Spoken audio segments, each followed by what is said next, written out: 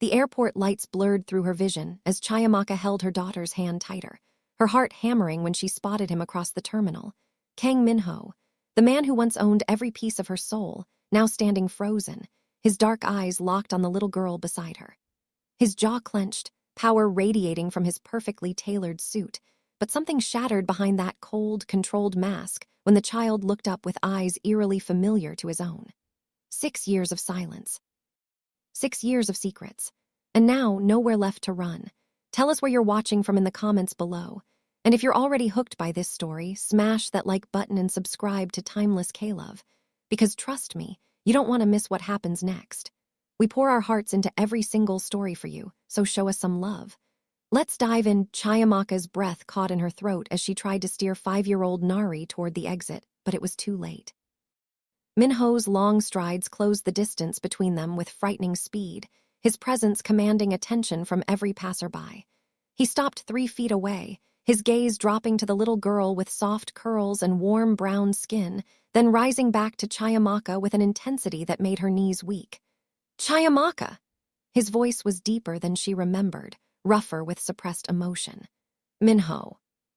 She forced herself to meet his eyes, those devastating dark eyes that once looked at her like she was his entire world. His attention shifted back to Nari, who stared up at him with innocent curiosity. Who is this? My daughter. The words felt like glass in her throat. Something dangerous flickered across his face, pain, anger, suspicion, longing, all warring beneath that perfectly controlled exterior. Your daughter, he repeated slowly, his accent thickening with emotion. How old? Mommy, I'm hungry. Nari tugged at her hand, oblivious to the tension crackling in the air. We need to go, Chiamaka whispered, but Min-ho's hand shot out, gripping her wrist with desperate gentleness. Don't. The single word carried the weight of 6 years. Don't run from me again. Later that evening, Chiamaka sat in her small apartment, her hands trembling as she watched Nari sleep.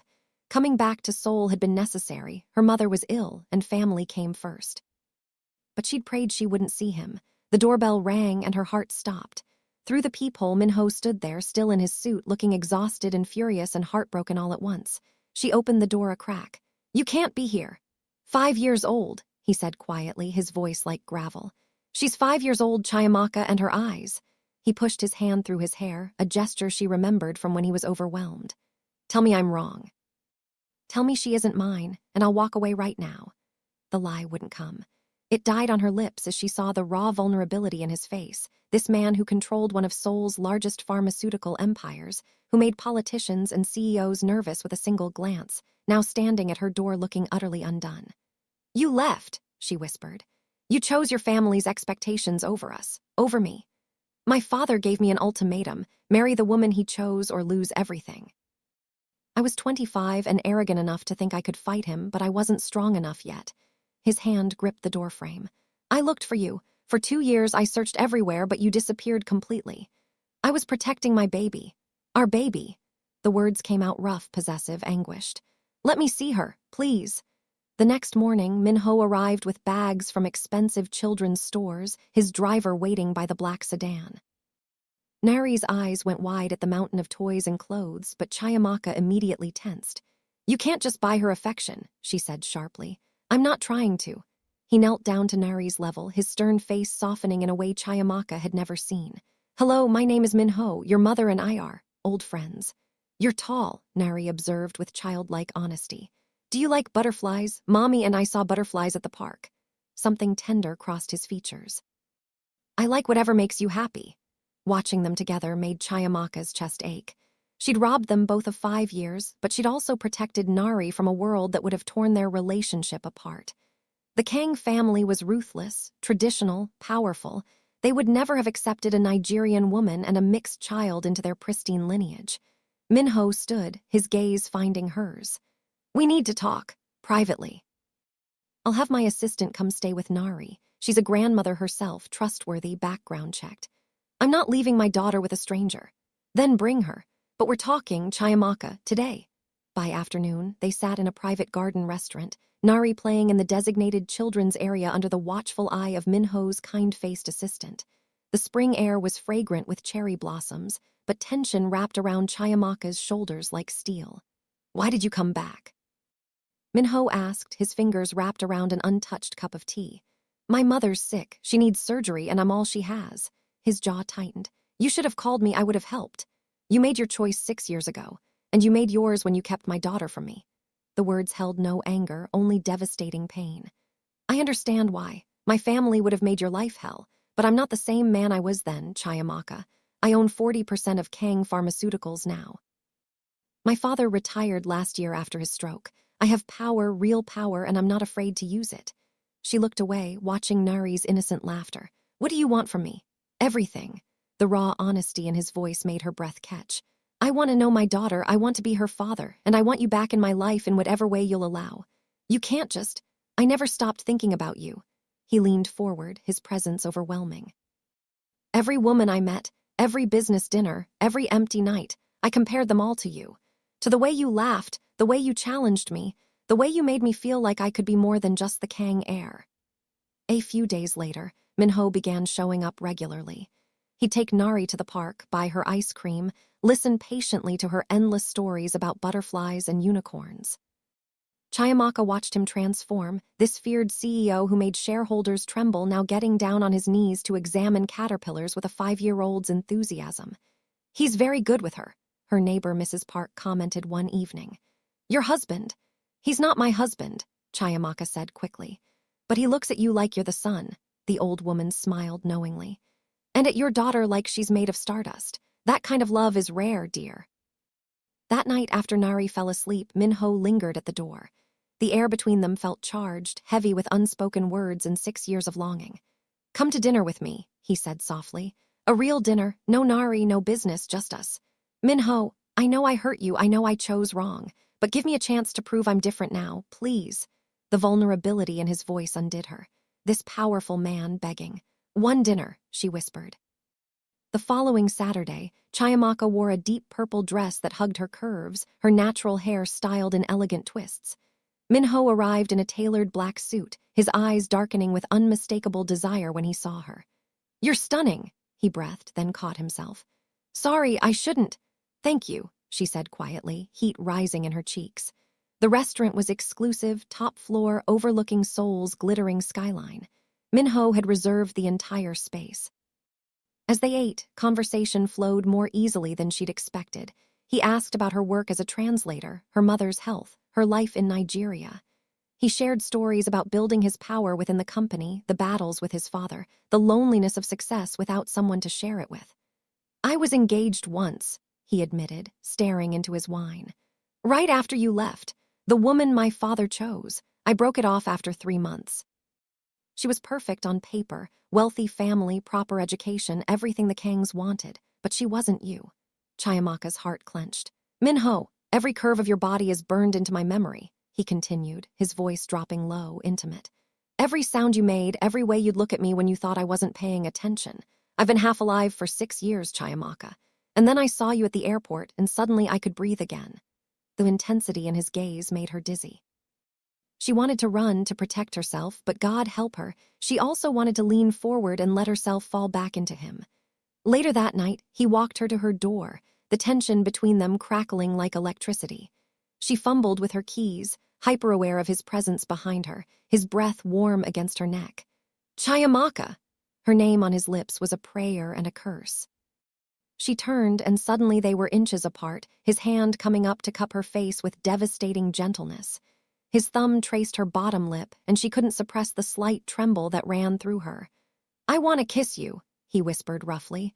I've wanted to since the moment I saw you again, but I need you to want it too. I need you to choose me this time. Her resistance crumbled. Yes. He claimed her mouth with 6 years of hunger, possessive and deep and thorough, backing her against the door as his body pressed into hers. She gasped against his lips, her hands fisting in his jacket, pulling him closer even as warning bells screamed in her mind. This man had broken her heart. This man had chosen duty over love. But God, she'd missed this, missed him, missed feeling like she was the center of someone's universe. When he finally pulled back, they were both breathless. His forehead rested against hers, his control visibly fraying. Invite me in, he said hoarsely. Please. Inside, they barely made it past the living room before he was kissing her again, slower this time, reverent, his hands mapping every curve he'd memorized years ago. She pulled him toward her bedroom, her pulse racing, need overwhelming caution. He followed, his eyes never leaving hers, dark with desire and something deeper, something that looked dangerously like love. Intimacy that followed was emotional, intense, overwhelming. He worshipped her body like a man starved, murmuring words in Korean she half understood but felt in her soul. When they came together, it wasn't just physical. It was the collision of 6 years of longing, regret, and desperate need. Afterward, he held her close, his heartbeat steady against her back, his arm locked possessively around her waist. "Never again," he whispered into her hair. "I'm never letting you disappear from my life again." Wanted to believe him. God, she wanted to believe him. But the next morning, fear crept in with the dawn light. Chiamaka slipped out of bed carefully, watching Min-ho sleep. He looked younger like this, less severe, his features soft with rest. But reality crashed down on her. What had she done? She'd let herself be vulnerable again with the man who destroyed her. And what about Nari? What would happen when his family found out? When society judged them? When the pressure became too much again? She needed space. She needed to think. By the time Min-ho woke, she'd already made her decision. "Last night was a mistake," she said, her voice steadier than she felt. "We got caught up in the past, but nothing's really changed. Your family will never accept us. Society will judge Nari. This can't work." His expression hardened. "Don't do this. I'm protecting my daughter and myself. You're running because you're scared." He stood, magnificent and furious in the morning light. "You're scared that I'll hurt you again, but I won't. I swear on everything I am. You can see Nari, be her father, but you and me, it's over." The following week, Min-ho respected her boundaries regarding their relationship, but his presence in Nari's life intensified. He picked her up from kindergarten, took her to expensive restaurants where staff doted on the adorable child, bought her everything she glanced at. Chiamaka watched her daughter fall in love with her father, and it terrified her. One evening, at a father-daughter event at Nari's school, another father approached Chiamaka with obvious interest. "Your daughter is beautiful, takes after her mother." He smiled warmly. "I'm Junho. My son is in Nari's class. Maybe we could arrange a playdate. We could grab coffee while they play." Before she could respond, Min-ho materialized beside her, his arm sliding possessively around her waist. The temperature dropped 10 degrees. "She's taken," he said coldly, his tone brooking no argument. Junho paled slightly, recognizing the Kang air, and quickly excused himself. Chiamaka jerked away from Min-ho's hold. "What the hell was that?" "You're mine," he said flatly. "I don't share." "I'm not yours, we're not together." His eyes flashed dangerously. "You let me inside your body, you cried out my name, you fell apart in my arms. That makes you mine, Chiamaka, whether you want to admit it or not." The possessiveness should have angered her. Instead, it sent heat pooling low in her belly. "You don't own me." "No," he agreed, stepping closer, his voice dropping to that rough, intimate tone that made her knees weak. "But my heart does. And whether you like it or not, yours owns mine too. It has for 6 years. That evening, an argument erupted. They stood in her apartment, Nari asleep in the next room, years of pain finally exploding between them. "You think you can just walk back into my life and claim us?" Chiamaka's voice shook with fury and tears. "You don't get to decide. You left me alone and pregnant in a foreign country." "I didn't know," he roared, his control finally snapping. "If I'd known God, Chiamaka, if I'd known about her, I would have burned my father's company to the ground before letting you face that alone. But you didn't fight for us. When it mattered, you chose them. And I've regretted it every single day since." His hands gripped her shoulders, his eyes burning with intensity. "I was young and stupid and terrified of losing everything. But I lost you anyway, and it destroyed me. I won't make that mistake again. I can't." Tears streamed down her face. "How can I trust you? How can I believe you won't leave when things get difficult again?" He pulled her against him, his embrace fierce and desperate. "Because I love you. I've loved you since the moment you walked into my office 6 years ago and told me my marketing strategy was culturally insensitive. I loved you when you laughed at my terrible jokes. I loved you when you walked away from me. And I love you now, even when you're pushing me away. That's never going to change." The confession broke something in her. She looked up at him, seeing the raw truth in his eyes, and suddenly they were kissing again, angry, passionate, desperate. He lifted her easily, her legs wrapping around his waist as he carried her to the bedroom, their mouths never separating. In the aftermath, they lay tangled together, his fingers tracing patterns on her bare shoulder. "I want all of you," he whispered. "Your mornings, your nights, your bad days and good days. I want Nari calling me Appa. I want to wake up next to you every day. I want the life we should have had 6 years ago." She pressed her face into his chest, breathing him in. "I'm terrified." "So am I," his arms tightened around her. "But I'm more terrified of losing you again." But the next morning, Chiamaka woke to an empty bed and a note, business emergency. Back soon. The familiar pattern sent ice through her veins. This was how it started before. Missed mornings, business emergencies, duty calling him away. Fear gripped her heart. She'd let herself be vulnerable again, and now he was gone. When he didn't call or text by noon, she made a decision. She couldn't do this again. She wouldn't wait around for him to choose between her and his obligations. She began packing, planning to take Nari and stay with a friend across the city. By evening, Min-ho showed up at her door, exhausted and worried. "Why aren't you answering your phone?" "I'm leaving," she said flatly, her suitcase visible behind her. His face went white. "What?" "You left this morning without a word. Just like before, just like always. I can't." "I left you a note. I had a crisis at the company, a contamination scare in one of our facilities. People could have died if I didn't handle it immediately." He ran his hand through his hair frantically. "I'm sorry I didn't call, but I've been dealing with government regulators and potential lawsuits, and God, Chiamaka, I'm trying my best here." "And what happens next time? What happens when your family finds out about us? When they threaten you again?" "Then I choose you," he shouted. "Every single time I choose you. Why can't you believe that?" "Because you didn't before." The words hung between them like shattered glass. Min-ho's expression crumbled, and she saw the boy he'd been 6 years ago, young, torn, terrified of disappointing everyone. "You're right," he said quietly. "I didn't, and I will spend the rest of my life proving that I'm not that man anymore. But you have to let me. You have to take a leap of faith here, because I can't keep fighting for us if you won't fight too." A few days later, things seemed to stabilize. Min-ho was attentive, present, and making genuine efforts to build trust. He introduced Chiamaka and Nari to his younger sister, Jaewon, who instantly fell in love with her niece and welcomed Chiamaka with surprising warmth. "My brother has been miserable for years," Jaewon confided over coffee. "You brought him back to life." But peace never lasted long. At a company gala Min-ho insisted she attend, Chiamaka felt the weight of judgmental stares. She was curvier than the typical Seoul socialite, her dark skin drawing whispers and pointed looks. Min-ho kept her close, his hand possessive at the small of her back, his glares silencing anyone who dared comment. Then his mother approached, elegant, cold, perfectly composed. "So you're the woman who trapped my son with a child." "Mother," Min-ho's voice held a warning. "How much?" Mrs. Kang asked Chiamaka directly. "Name your price. Disappear again, and I'll make sure you and your daughter are financially secure for life." The humiliation burned. But before Chiamaka could respond, Min-ho stepped between them, his voice laced with fury. "If you ever speak to her like that again, you'll never see me or your granddaughter for the rest of your life. Do you understand me?" His mother's eyes widened in shock. "Min-ho, I'm not asking your permission. I'm not seeking your approval. Chiamaka is the woman I love, Nari is my daughter, and they are my family. Accept it or don't, but they're not going anywhere." That night, someone else made their move. A man approached Chiamaka in the parking garage while Min-ho was getting the car. "Miss, you need to come with me." Fear spiked through her. "Who are you?" "Your boyfriend has enemies, people who'd pay well for leverage against the Kang heir." 2 more men appeared from the shadows. She screamed, but a hand clamped over her mouth. She fought desperately, remembering Nari waiting at home with the babysitter, remembering Min-ho who'd just publicly chosen her. Suddenly, the man holding her crumpled with a pained grunt. Min-ho moved like violence incarnate, his controlled exterior shattered into pure protective fury. His fists connected with brutal precision, years of martial arts training evident in every strike. Within seconds, all 3 men were on the ground, and Min-ho was pulling Chiamaka into his arms, his body shaking with adrenaline and rage. "Are you hurt? Did they hurt you?"